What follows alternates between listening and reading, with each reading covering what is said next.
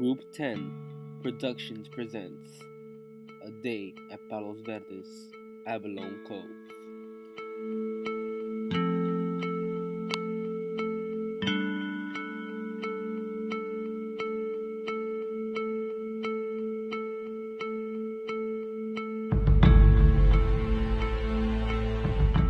Join us in the discovery of its beauty and its dangers. Featuring members Saul, Maritza, Cynthia, Elizabeth, Raul, and Alyssa. The Palos Verdes Peninsula is found alongside the coast of Southern California, giving viewers a large view of the Pacific Ocean. Here we are. Just kidding. No beach. What? Oh, that means that we can't swim? No. We can't go down there. As stated by Cynthia, although Palos Verdes is essentially a beach, there is still no legal beach access due to the excessive amounts of falling rocks. Do it already, girl. Yeah. That's a wildlife, Someone not acts proof. like a rattlesnake. Scorpios are rattlesnakes. Palos Verdes contains a large variety when it comes to its environment. This helps to other wildlife in the area, such as squirrels, seabirds, lizards, rattlesnakes, and many more. Aside from the wildlife, there are also a plethora amount of different rocks and minerals.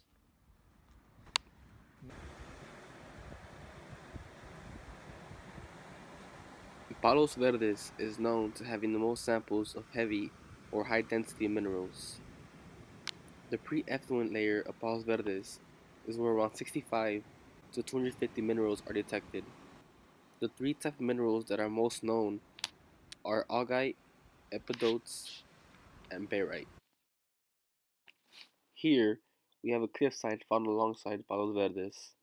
Scientists know it as the Monterey Formation, which is a large assemblage of sedimentary rock layers that extends through much of southern and central California.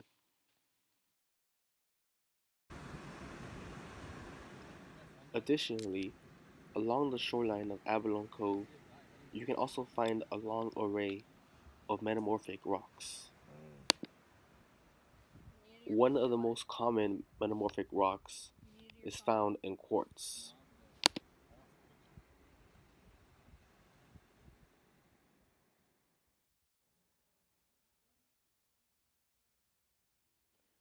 Although the Palos Verdes Peninsula is an attraction to many tourists, its formation took quite a while to come to fruition. The rocks, cliffs, and layers that make up Palos Verdes were once all found to be within the ocean. According to a website called Geocaching, the Palos Verdes Peninsula is estimated to be rising 1 foot every 1,000 years.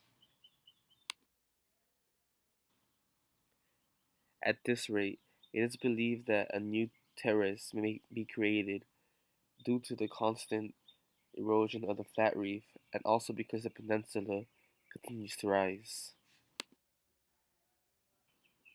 Here, we see examples of the two metamorphic rocks that make up most of Palos Verdes.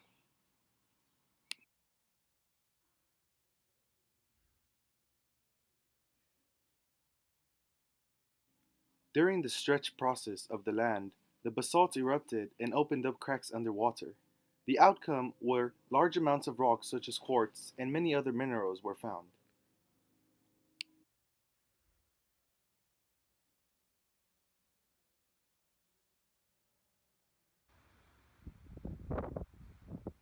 The reason for the peninsula's geological features is due to the ice age and the last glacial interval that caused for the ocean and sediment masses to connect within the mountains.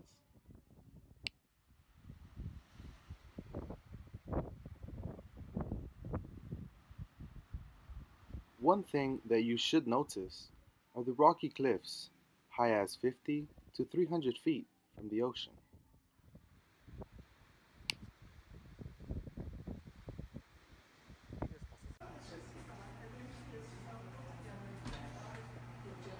There is more to the beautiful view of the cove, but what caused it to shift and the geological changes.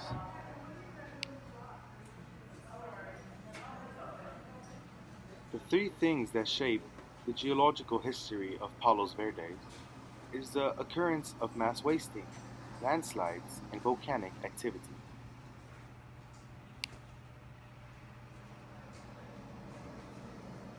Additionally, erosion is another large factor that plays into the formation of Palos Verdes. It was like Titanic. Oh, they're recording? Oh, Aside from the geological past of Palos Verdes, it is known for the common mass wasting occurrence. There have been 6.7 magnitude earthquakes recorded in the area, and more than 100 homes were destroyed when the ground shifted underneath.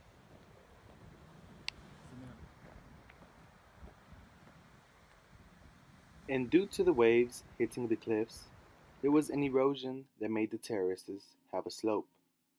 It is known as the 13 wave cut shorelines, and later became known as the Palos Verdes it's Peninsula. like temporary, but I don't know the name for The aftermath of Earth's movements is what made it an unsteady area for residents.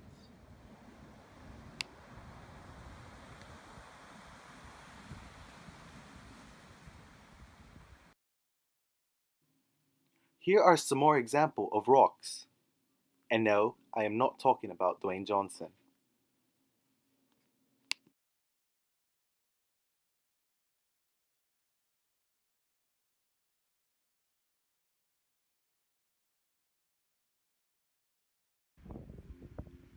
There is just so much skepticism when people choose to live in areas that are prone to landslides and mass wasting, such as Abalone Cove.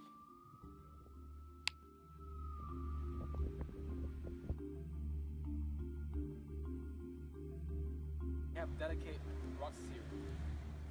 The Palos Verdes Peninsula is also considered a dynamic, geological changing region due to the fact that when the land slowly rises, the forces of erosion work relentlessly to wear it away as it's being accelerated at the seashore.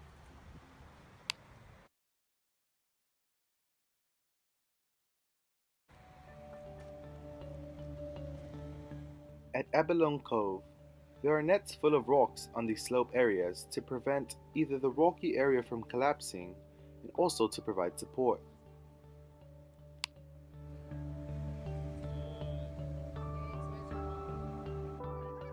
Before being able to go down the shore, there is a trail of rocks that you must walk through.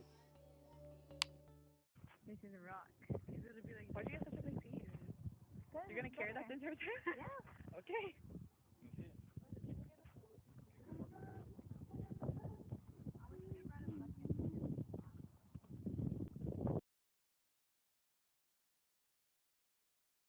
This is what prevents the rock fall because they like cage it off. This is what prevents the rock fall because it has a cage on.